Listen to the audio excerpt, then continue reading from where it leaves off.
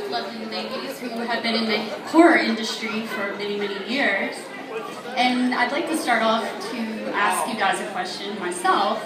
Okay. How long have you been acting, and at what age did you start?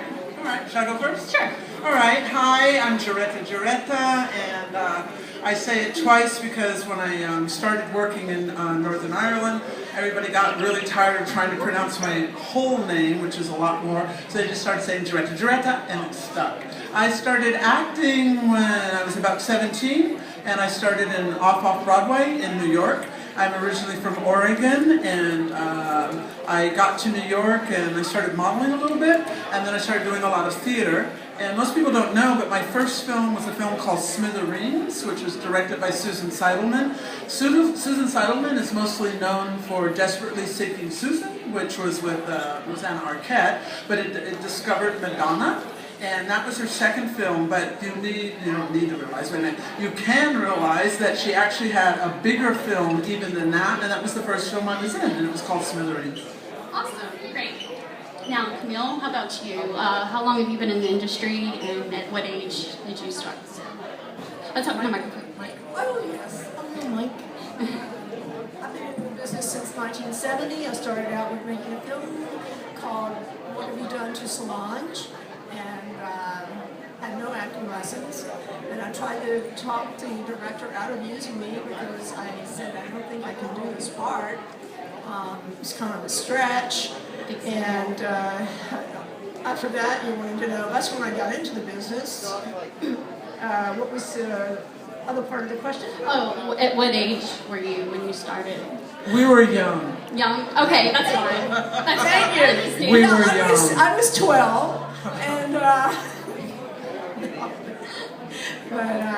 yeah, it turned out to be a great film, and that part may go down in history as the best part that I ever did in any film. Oh, I think all your work's wonderful, but that was definitely a good start. Thank you, Geretta. Okay, and another question. Were there any moments while you were on film that that you weren't expecting, like surprised or scared, or like real reactions? Yeah, go ahead. Well, I don't have any real reactions like I'm in a horror film and something in the film actually scared me. But this is a reaction I definitely had. So we all, everyone loves to talk about Dario Argento and Lamberto Bava, and I love talking about them too. But I started in my first feature film with Bruno Mattei, which was called Rats, and I didn't know Italian yet. And I speak fluent Italian now. I read it, I write it, I do theater in Italian. But then, I didn't know anything about it. So the first thing I learned was sinistra stupida, which is go to the left, stupid. It was completely shocking to be on set, where I had done fairly well in New York. I couldn't understand the language, I couldn't understand anybody else, and the director was constantly yelling at me. That was not easy, but I got through it, and that's how I got started with him. Great. And what about you, Camille? Any actual reactions, like any of the films that you were in, you weren't expecting them to do to you that, Yeah. On the first film that I did, What Have You Done to Solange? Yes, the director called me a cretin, or cretina. Cretin. Cretin in English. Cretin. Cretin, okay. Cretina is cretin. Cretina! And All these lovely polite words we Oh my learn. God, and what did I do? I was just learning Italian, and I didn't understand his directions, and so there was a man there that spoke both languages, Italian and English, and he said, Camille, I know you have a lump in your throat, just take a big breath, okay? This is what he wants you to do, he explained, and I said, okay. So when they said action, I did exactly what I was supposed to do, and from that time on, I did for the rest of the film. But I tell you, when I saw Massimo coming towards me, yelling, Cretina, Cretina, I thought, horrors, and it was the first day of the shoot, the first scene, the first shot, and everybody is always nervous at that time, too. Right. So you both have been to different countries to do films, and it looks like you've both been to Italy. Yeah. So what other countries have you done films in? What was your favorite countries? What were your least favorite countries? You know? Well, most of the films that I did were in Italy. I worked in England and in the United States. And I would say my favorite would be, I enjoyed working in Italy very much. I loved, off the set, the food, it's just kind of relaxed, and I enjoyed that. Which one? So I worked, yes, in the United States, and I worked in Italy. I say 10 years because I like to round up, but it was probably 7 years and change. I directed a movie, and I also have a small part in it, so that kind of counts, in Switzerland. I lived in Northern Ireland, Belfast, for 2 years. I think because of what a unique experience it was and the projects I was doing, and I was just getting started with directing, I'm going to say probably my favorite is Northern Ireland. I had a great time there, but before that, it would have been in Italy, because there's something about Italy. It grabs all of you, the culture, right. everything. But maybe just filmmaking wise, I'm going to say Northern Ireland was really, really, really exciting. But I've been to 25 countries altogether just because of my career. So great, lucky. That's awesome. I've been to Italy before too. I was in the Navy when I was younger, so that was one of the ports we hit. So we've all been to Italy. That's awesome. So I can vouch that it's a great country to go to. So does the audience have any questions? Come on. It could be about got film, any questions writing, for the ladies? Makeup, strange Anybody? words. Any questions? I think we got somebody coming. This is for Camille. The Death House, I know it's coming out in 2017. Can you tell us a little bit about it, who you worked with? And what was the question? In the Death House, can you tell us who you worked with in the Death House? I actually can't say anything about it. Absolutely anything, because that's the way he wants it. Gotcha. Yeah, some things did leak out, Right. and I said, it wasn't from me. That's fine. Well, that's a good thing that we can share a little bit about what it's like. I'm just going to pretend like you asked the question. We can share that. Like sometimes you can be on a movie and you sign contracts, non-disclosure. Right, And NDA, for sure. you probably watch award shows and you see people say, well, we can't talk about it. It probably looks like it's coy. But it happens a lot, because if you know the whole story, why would you go and see the movie, you know? And you can't really talk about a lot of it. The other thing is, we're the actors. So we don't, just because it's on the script, until it's edited, you don't really know what it's all going to be. And because it is a director's vision, they would like to have the ability to not have to live up, maybe do some press you've given out, and just have the ability to do what they want to do. I don't know how much you know about filmmaking, and even my family. I mean, I've been making movies forever, and it was so funny. So my brother says, "Oh, come on, you know, what's it like? What's it like? Can I see a script?" And I go, "Sure." And he goes, "Well, you write scripts too, right?" And I go, "Yeah." And he goes, "Well, I want to see one. Well, your average script is between 90 and 120 pages. So I hand him the 120 pages, and he goes, "You got to read all of that?" I know on talk shows, especially when it's comedians, and they love to go, "Oh yeah, we ad-libbed that," or "We made that up on the set," or they always you'll see the outtakes of everybody having fun. And I'm afraid it gives the impression that we all go there and the director talks to us for a minute and we make it up. We don't. It's all written down. Every camera angle, it looks like a comic book with a storyboard, and everything is laid out. No one's spending all that money just to make it up. Comedians, because comedy is a bit of, in that moment, they are given a leeway, but let me tell you, the average director, you do not, and especially to the writer, I think it's unfair, you don't make up lines, you say what's written, and you do it a couple of times, and that's it. Right. And it goes on and it moves on. Right, and that goes with sometimes you got to do 2 or 3 or 4 or 5 takes before you get it, and it's not because you can't do it. It's sometimes they want you to try it a different way to see if they like that better. So You had an experience of lots and lots of takes on I Spit on Your Grave, which you didn't enjoy. Do you want to talk about that a little bit? Well, actually, it was a low-budget movie. We didn't have that many takes, but you know, we had a few. We just went for it. Yeah. And that was it a happened. really intense film. I did want to say something relating to what I was saying before. Sometimes they don't want you to talk about, you know, what you're doing in the movie because they want that element of surprise.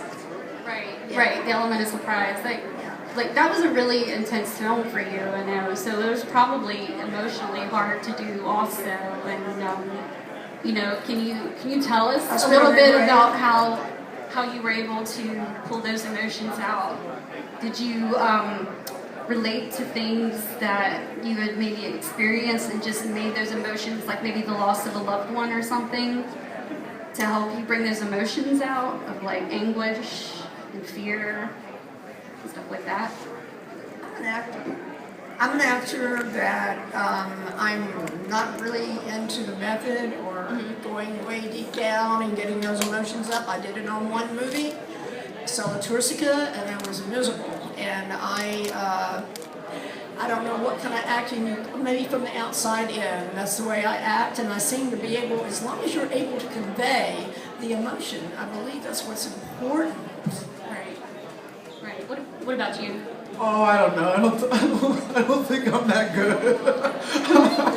Whatever works. If you know, Camille's wonderful, and I mean, what she had to do in her film, there's no way I could have done it over and over. Yeah, that's what I'm I'd be like shooting somebody. Oh yeah, that's why my career is I'm the girl that shoots people. I don't know. It doesn't. I mean, maybe I was an angry child. I mean, it didn't take a lot of method for me to pick up a machine gun and kind of aim it at people. And it didn't take a lot of method either for me to play the monster more than once. But I will say this: there's a lot of strange things that can happen. So in the movie Rats, I played one of the animals at one point in the movie, and I don't know if you can tell now because you know the cocktails are kicking in. But I have a large eye, and they couldn't find any of the stunt boys. There was supposed to be a boy in a suit that could wear the orange contact lenses, and my eye is a little bit larger than normal.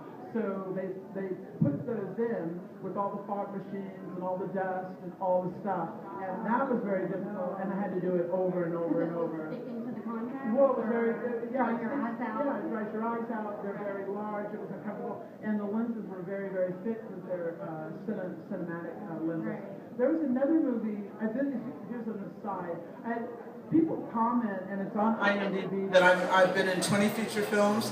The number might be double that, but I don't know, because at the time I was in Italy, I was doing so many movies, and this is like, don't do this. Is good, right? Yeah, but you know, don't do this, children at home. I used to not write them down, and I used to get my script and ask my agent, what page am I on? Like, that's really bad, don't do that. Right. So I wouldn't write them down, I would do one, so there's a bunch of other movies that I'm in that I don't remember. So I know in this one movie I'm in, I think it's called The Temptations of Love or something, and we were supposed to be these models at a director's house, and then the director said, like, okay, you got to do this audition, and can you take your tops off? And just for me, in my career, where I was like, there's no way, Mama gonna kill me when I get home. So I was like, there's no way I can ever take. I have very, very little nudity in my career, not because I'm against it. I was scared of my mother. So everybody's looking at us, going, the tops are coming off, right? And I'm like, no. They literally had to call another actress in who came in that would do that scene. So, Oh wow. A body double, right? Yeah, a body double, definitely a body double.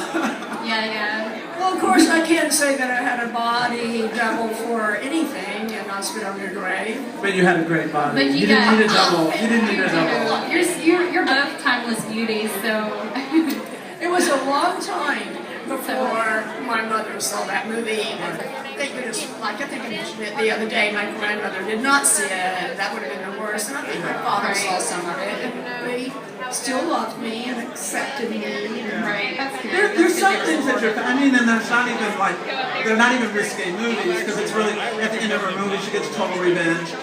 But you know, there's some things like your parents don't have to see everything. And we mentioned this the other day too. When I was working in American films, for the type that I am, I just kept getting hooker all the time. Hooker, prostitute, hooker, prostitute. Right, you get typecast. Yeah, very, very much so. And it hurt my mother. My mother just was really sad, and she goes, "Well, won't they give you another job?" And they wouldn't. And that's part of why I went to Italy, because I knew that they would cast my type better there, and they did.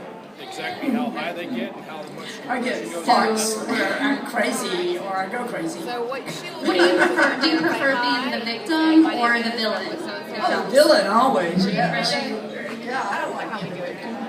Nobody. Villain's more fun, but I would not mind in my career at this point to play softer women. I mean, I don't have to kick butt every time. It would be interesting. I was in a couple of movies that they didn't do that well, so nobody knows them, where I just played, you know, just love interest or straight up acting. But it's more fun to do the action, but as an actor you want to keep growing, and I would love to, you know, be the scientist or try some things like that. Right.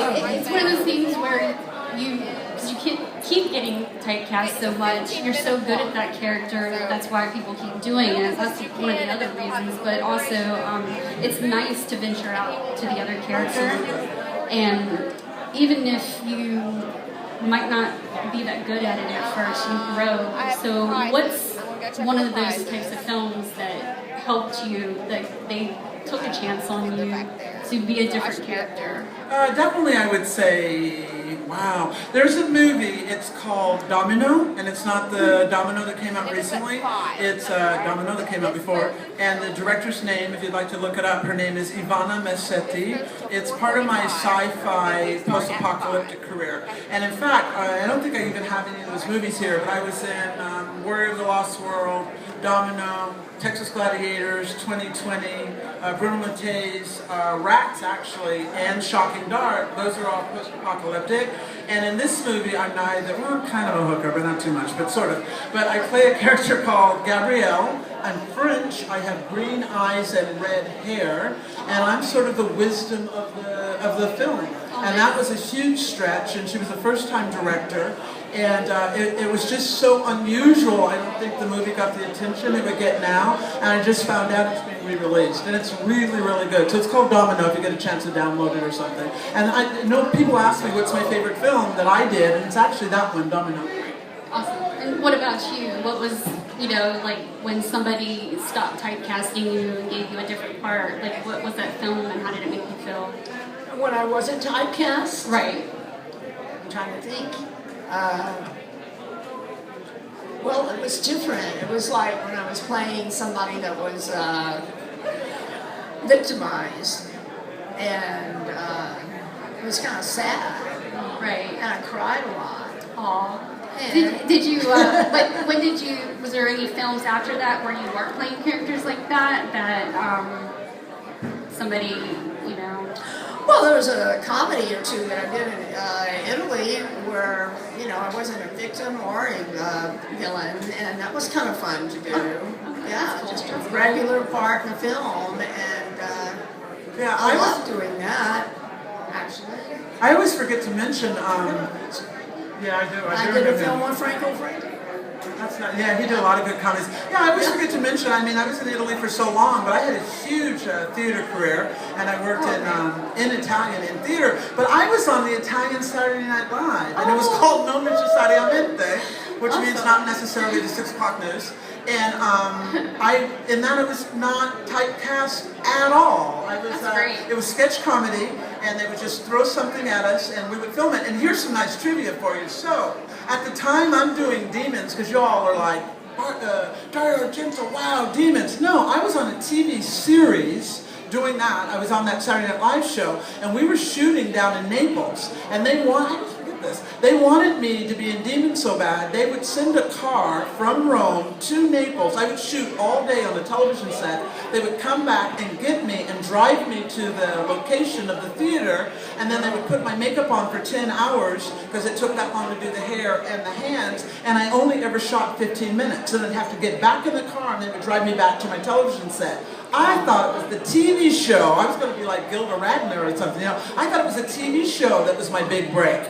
Lo and behold, a million years later, you know, they invent VHS and the internet, and it's demons. But in my life, I thought it was the comedy show I was in. Wow, that's great. Awesome. So, let's see here. Any other questions? I was going to ask if you could talk a little bit about working with Lucio Fulci. Absolutely. There's so many... What rumors have you heard? I just heard... Tell the audience the rumors who don't know about him. So a lot of people say that Lucio Fulci hates women because there's a lot of violence towards women in his films. And that, I don't want to believe that because I love Fulci's work. So, and I was also going to ask Camille, were you in Lords of Salem? So, I thought I saw you in Salem. Okay, in the Lords of Salem, I was in that movie, but that scene got deleted. Oh, it did? Yeah, there were a few scenes that got deleted. I hear, so. Wow, that's good to know. I didn't know about that. I hate being deleted. I hate it. Oh, They're still there. They survive on the extras. So you can... Oh, are they on the extras? Oh, Yeah. I see. I haven't seen that yet. Oh. Did you see me in the extras? You might as well stay at the mic. You're not going anywhere. I thought so, but it's kind of... Oh. So, he has. Well, I would have been running in the sky. I would have been running with the sky if I would have been in the extras. I don't know. There's a lot of extras. Yeah, there. I hear that they do that. He does that. He puts it in the extras. So regarding Lucio Fulci, if you're not familiar with who he is, Lucio Fulci is an Italian director that also did a lot of horror. The rumor that he hated women, here's my answer, I never even heard that. I never heard anybody mention that or heard it. I think there was a time in Italian cinema, and especially at the time that Camille was making films, that I don't think, Italians don't hate women at all, but there was a plot process that violence towards women was just part of the screenplay that was